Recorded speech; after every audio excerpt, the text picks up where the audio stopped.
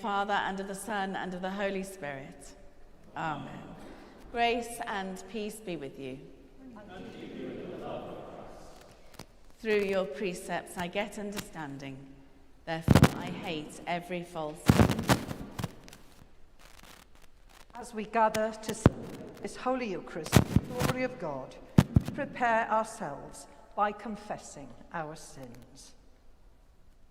Trusting in the goodness of our merciful Father, upheld by the gentleness of our companion Jesus, seeing our lives anew in the radiance of the life-giving Spirit.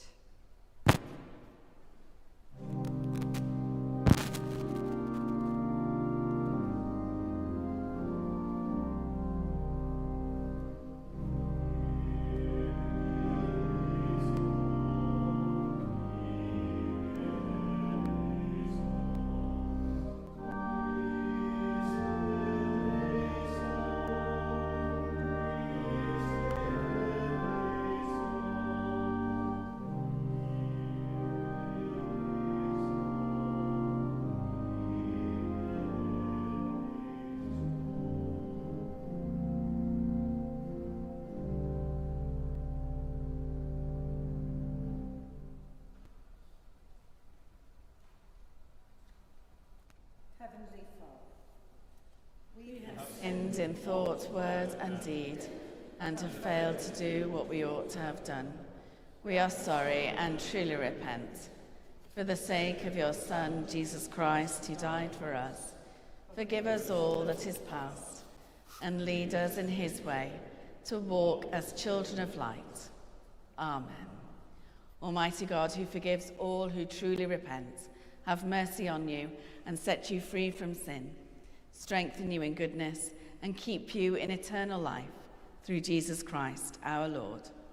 Amen. Let us pray.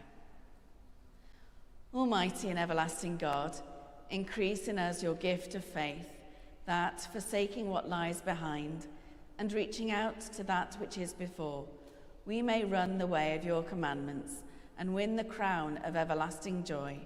Through Jesus Christ, your Son, our Lord, who is alive and reigns with you in the unity of the Holy Spirit, one God, now and forever. Amen.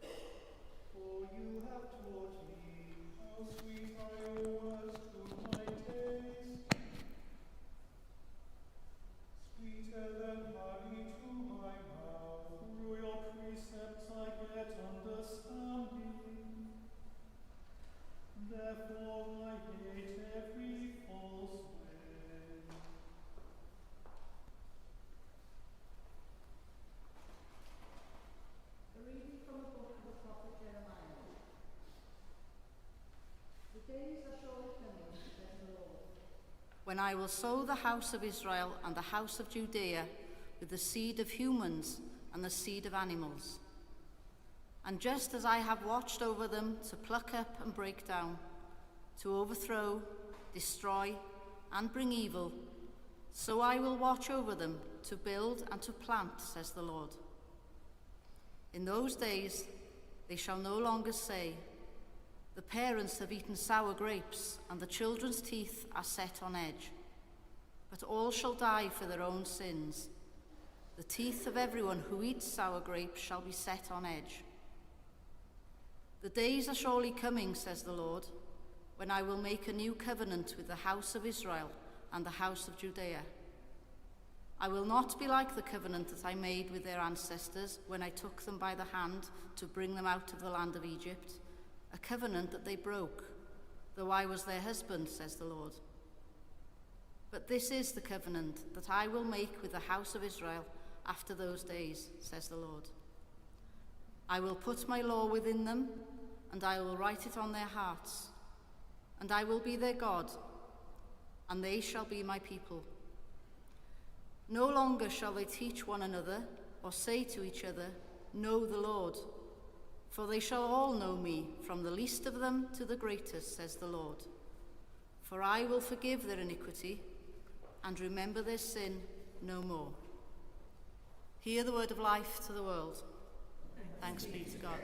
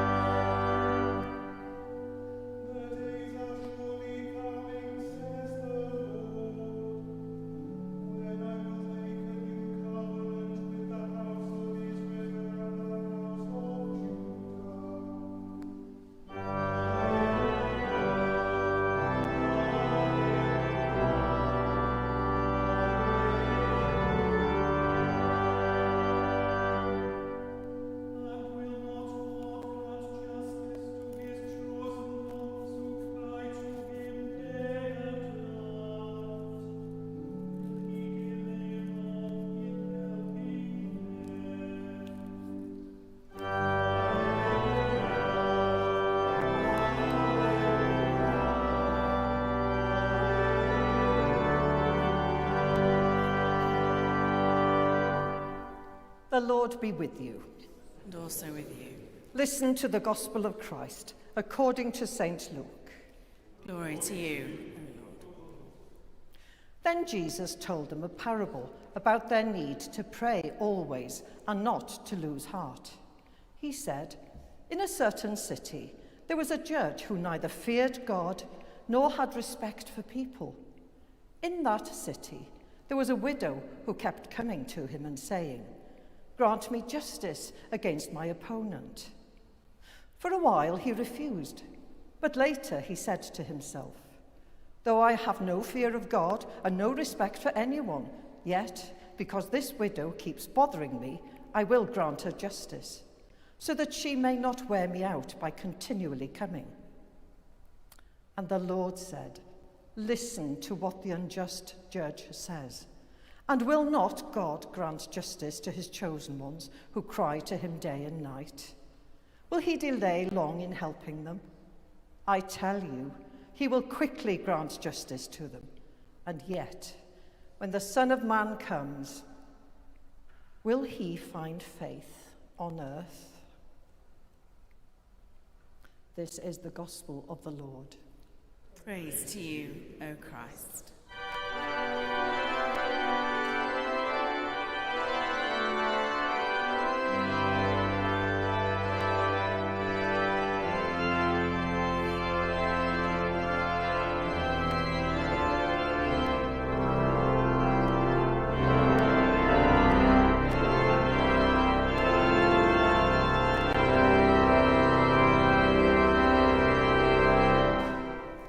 In the name of the Father, and the Son, and the Holy Spirit.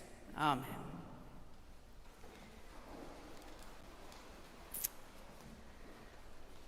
As I was sat at my office desk thinking about this sermon and what on earth I was going to write, I glanced through the window to the mountains in the distance.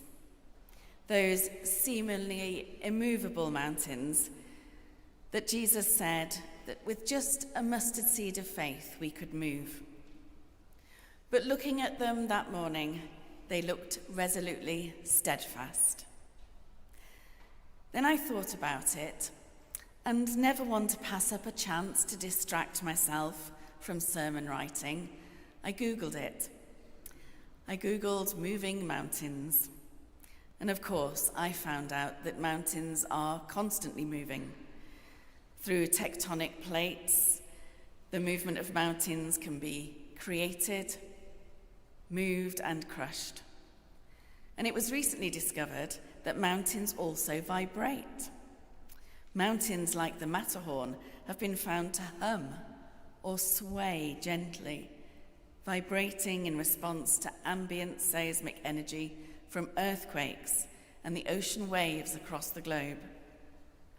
Sometimes we can see these movements, the end result of centuries of change, such as the final fall of rocks brought down by gravity and years of erosion, or the new path of a stream or a river when the final barrier has been breached and water changes course.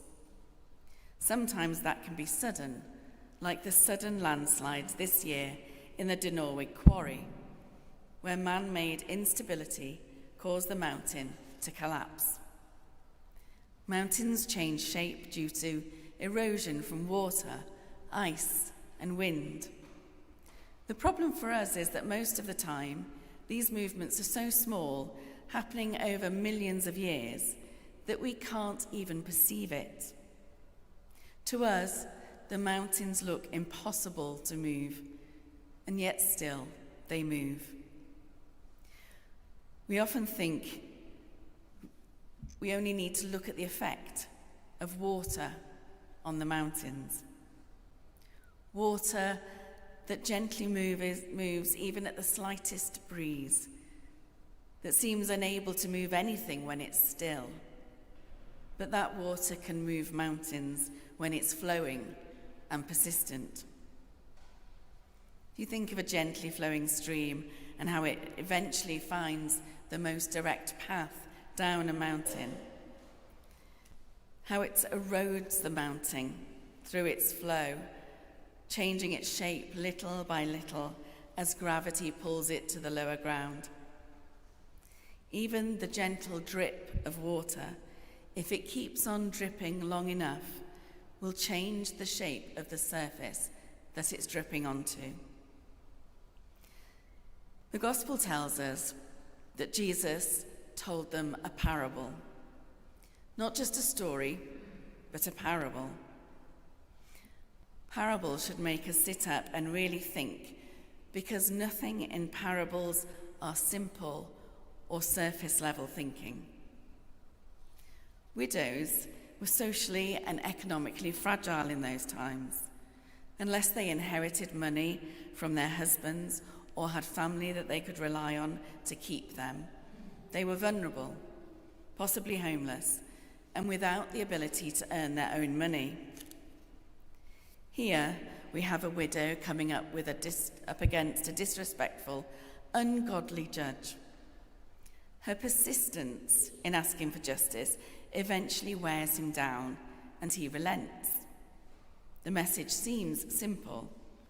If this widow managed to wear down the unjust judge by persistence, how much more then will our God grant us justice, those of us who cry out to him day and night? Really though, do you believe this? Do you believe that if we're persistent in prayer, God will grant us anything we want? Do you believe in a God like this? Because if God is doing this for you, then he will do it for everyone who is persistent. And you might be on the receiving end of that prayer. You might be the problem that someone else is asking God to deal with. Or I might be, very likely. But parables are never so simple, are they? We don't actually know much about the widow. She may be in a socially precarious state, she may not, but she doesn't seem too afraid of constantly going to this unjust judge to ask for justice.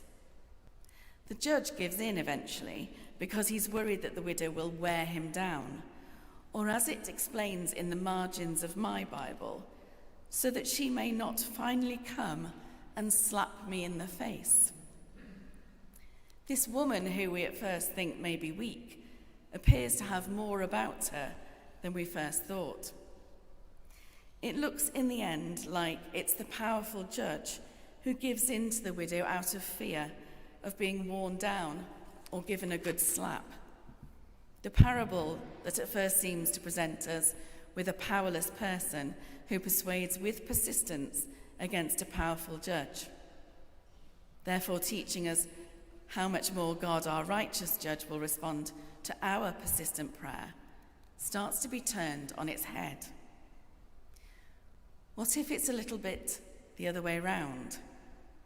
What if we are like the unjust judge, unwilling to move at first? And what if the widow is like our prayers? What if this is about that eternal struggle that happens when we pray? We may often go to God and ask for the wrong thing. We may be seeking revenge or retribution.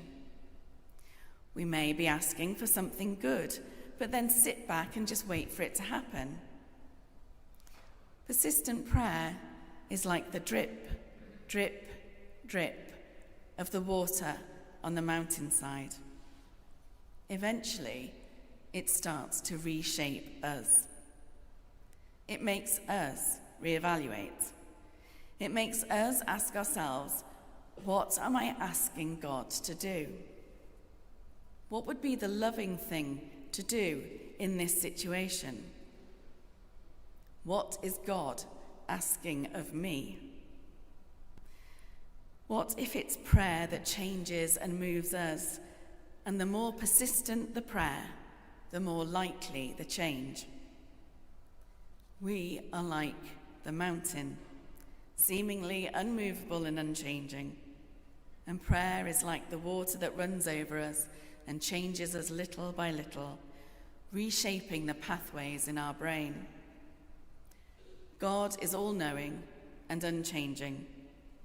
God already knows what we need. He doesn't need us to ask him. We don't need to change God. We need to change ourselves. The answer to our prayer has already been given. So it's not prayer that moves God, but prayer that moves us, connects us to God, and makes us more like God.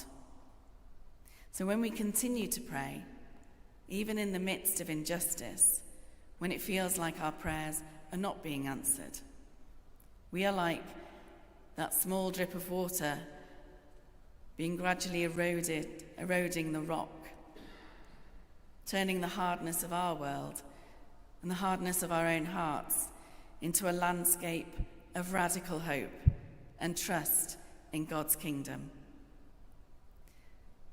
And thank God for the way God works in us through prayer, changing us gradually so that we become more like him. Amen.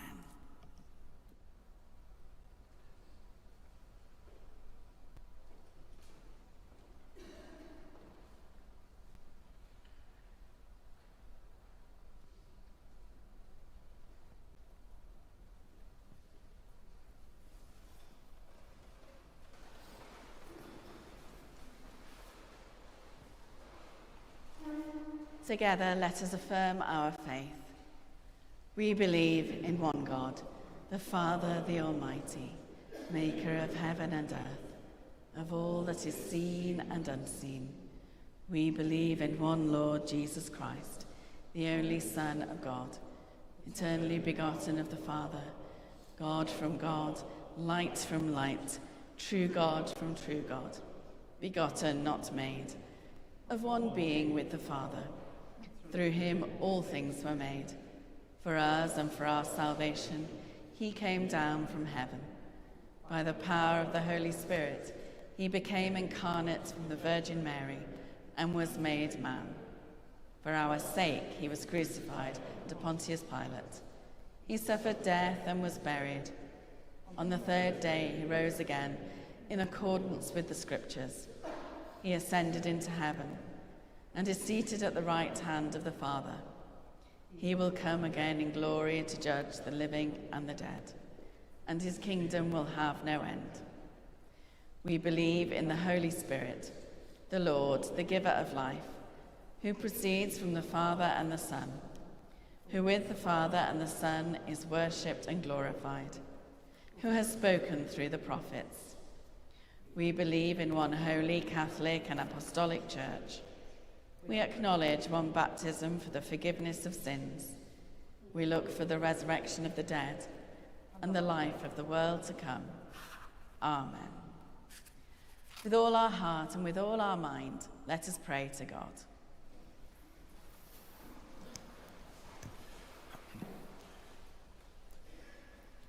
Let us pray to God whose love heals all that is hurt and mends all that is broken.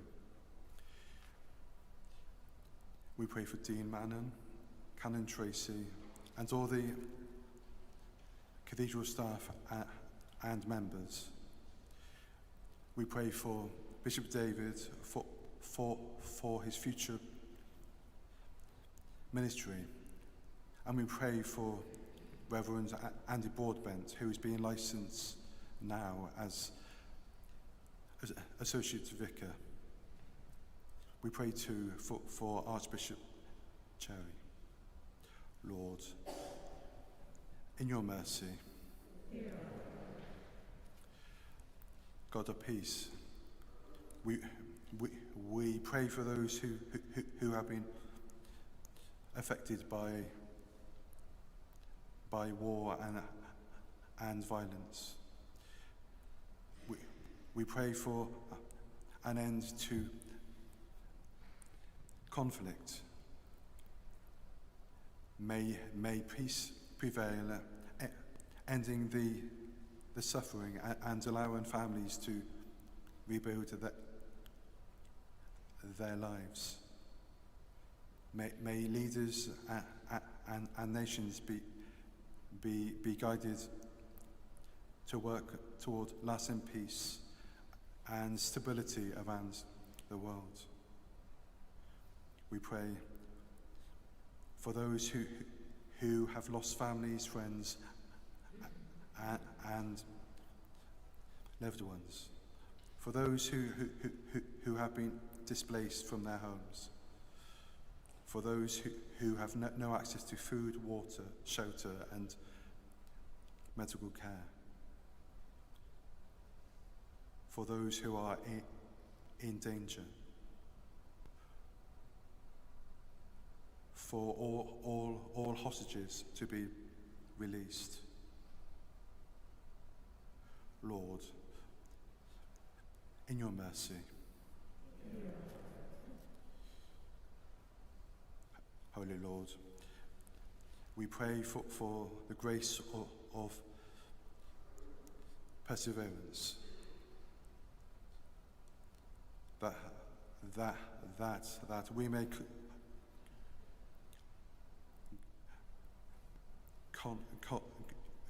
consistently call upon God in our times of need and remain open to be changed by God's love. We pray, help us to have courage to trust in your promises, even when the circumstances are difficult. Lord, in your mercy,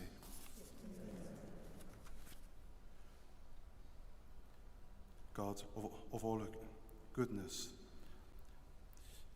look with mercy on all who suffer any kind of infirmity, sickness, or injury, that they may be comforted. We pray for Reverend Ray Smith, Ruth, James, John Parry Jones, Tom, Jill, Elmer, Maggie, Nick, Paul. Lord, in your mercy, Heavenly Father, comfort those who mourn, for those whose pain is beyond our comprehension. Sustain them with the hope of eternal life. We pray for the recently departed Jan Hardin, Derek, Dean, Alan Hawkins, and those whose year's mind is at this time: Lisa Murray, Alfred Cowles, Sue Thompson. Rest eternal grant unto them, O Lord. Let light perpetual shine upon. May they rest in peace, rise in glory. We bring these prayers, the prayers of our hearts and our own thanksgivings to you, Lord, as we say, Merciful Father, accept these prayers for the sake of your Son, our Saviour, Jesus Christ.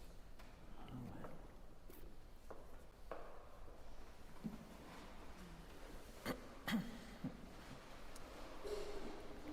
God has reconciled us to himself through Christ and given us the ministry of reconciliation. The peace of the Lord be always with you. And also with you. We share a sign of peace.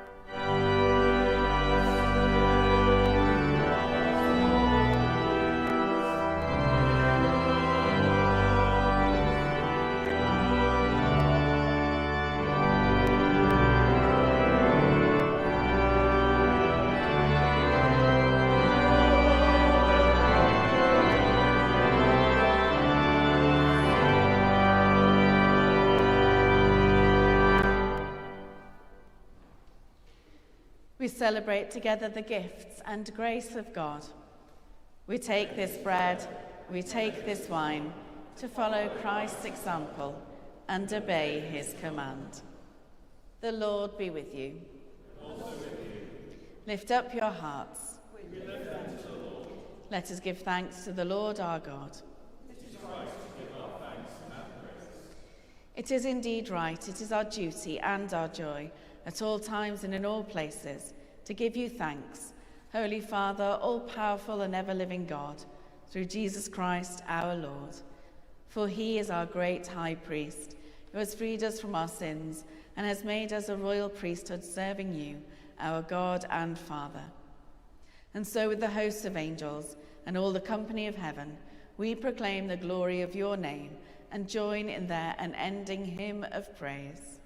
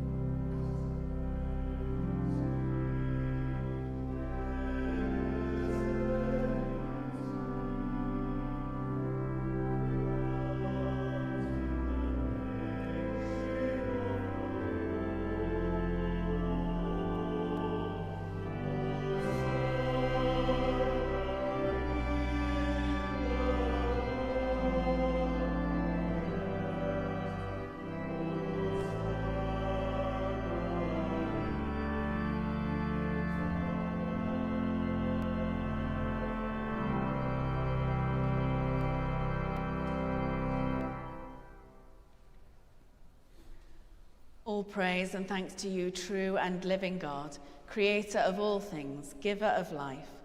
You formed us in your own image, but we have marred that image and fall short of your glory. We give you thanks that you sent your Son to share our life. You gave him up to death that the world might be saved, and you raised him from the dead that we might live in him and he in us. Sanctify with your Spirit this bread and wine, your gifts to us, that they may be for us the body and blood of our Saviour Jesus Christ. On the night he was betrayed, he took bread, and when he had given thanks, he broke it and gave it to his disciples, saying, "Take, eat. This is my body which is given for you. Do this in remembrance of me."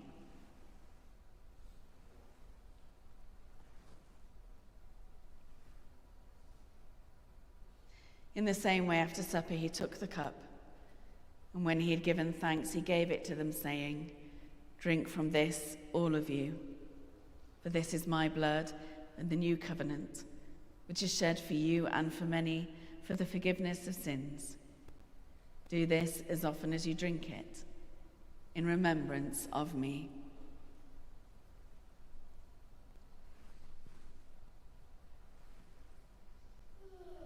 Let us proclaim the mystery of faith.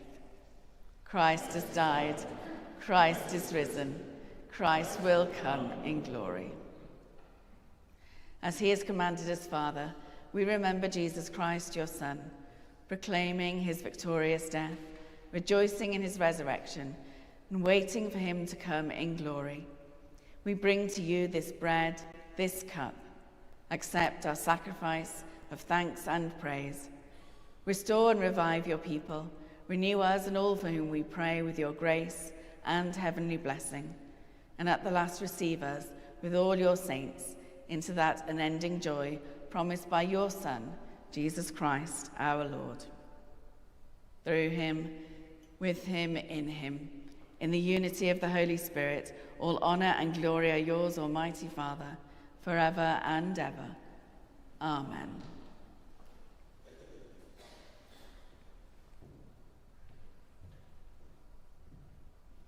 As our Saviour taught us, we boldly pray.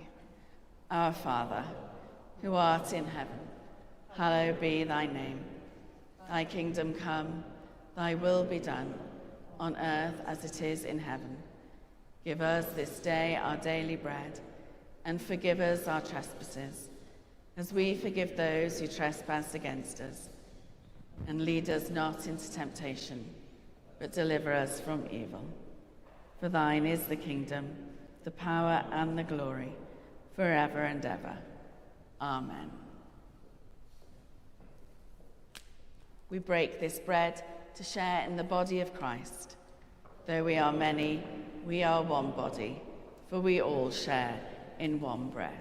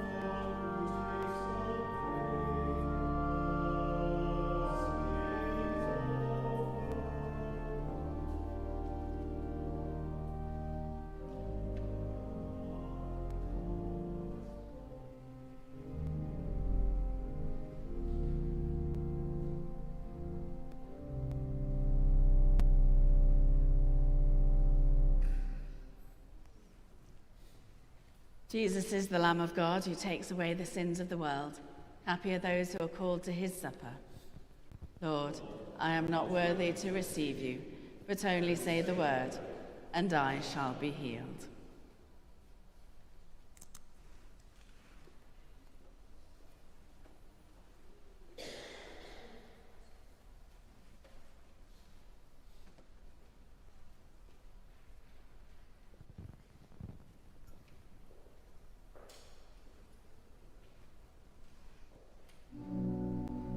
Eternal life.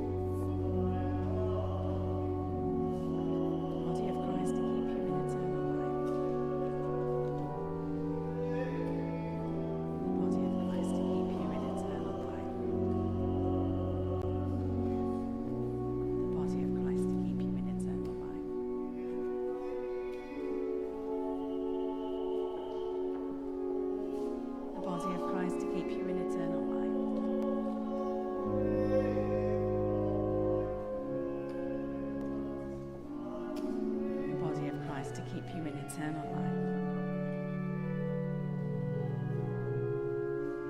life.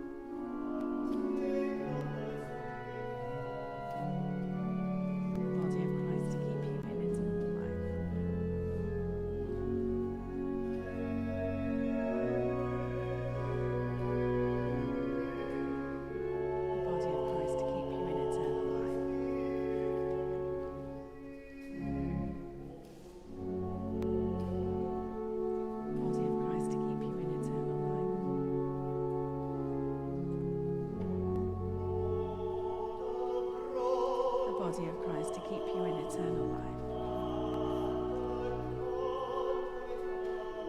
The body of Christ to keep you in eternal life. The body of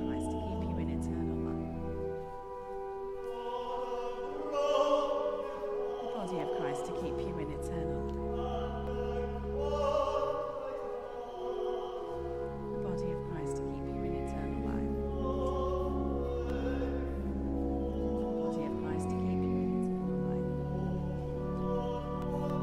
Sing.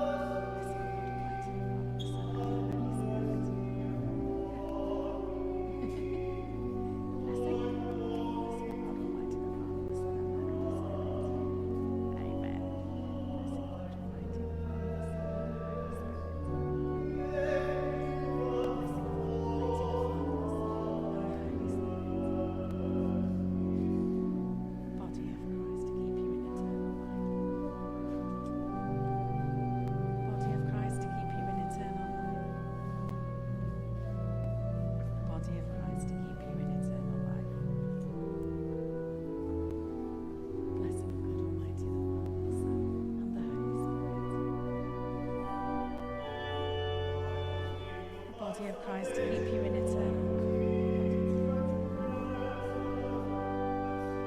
Body of Christ, to keep you in eternal life. Blessing of God Almighty, the Father, the Son, and the Holy Spirit. Blessing of God Almighty, the Father, the Son, and the Holy Spirit. Body of Christ, to keep you in eternal life. Body of Christ, to keep you in eternal life. Body of Christ, to keep you in eternal life. Body of Christ, to keep you in eternal life. Body of Christ, to keep you in eternal life.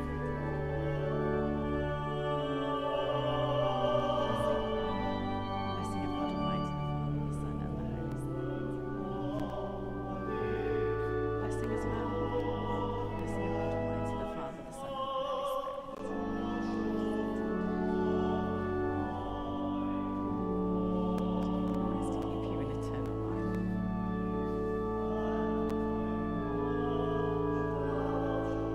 The body of Christ, to keep you in eternal life. Body of Christ, to keep you in eternal life.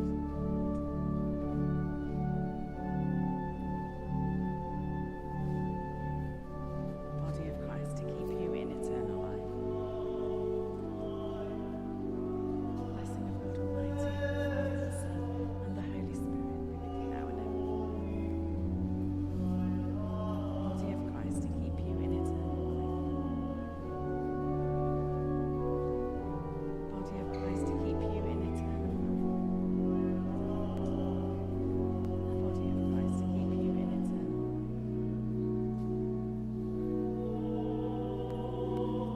Body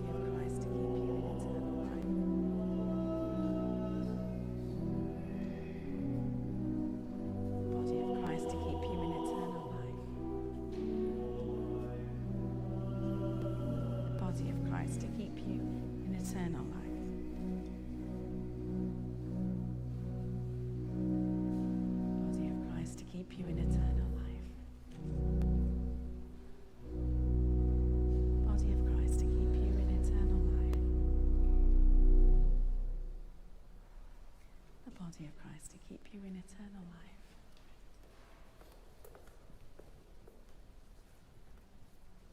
The body of Christ, to keep you in eternal life.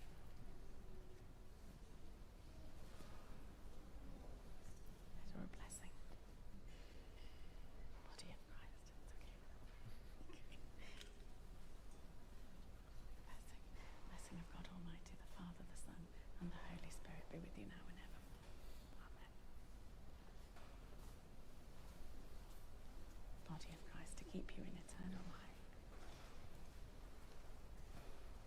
The body of Christ, to keep you in eternal life.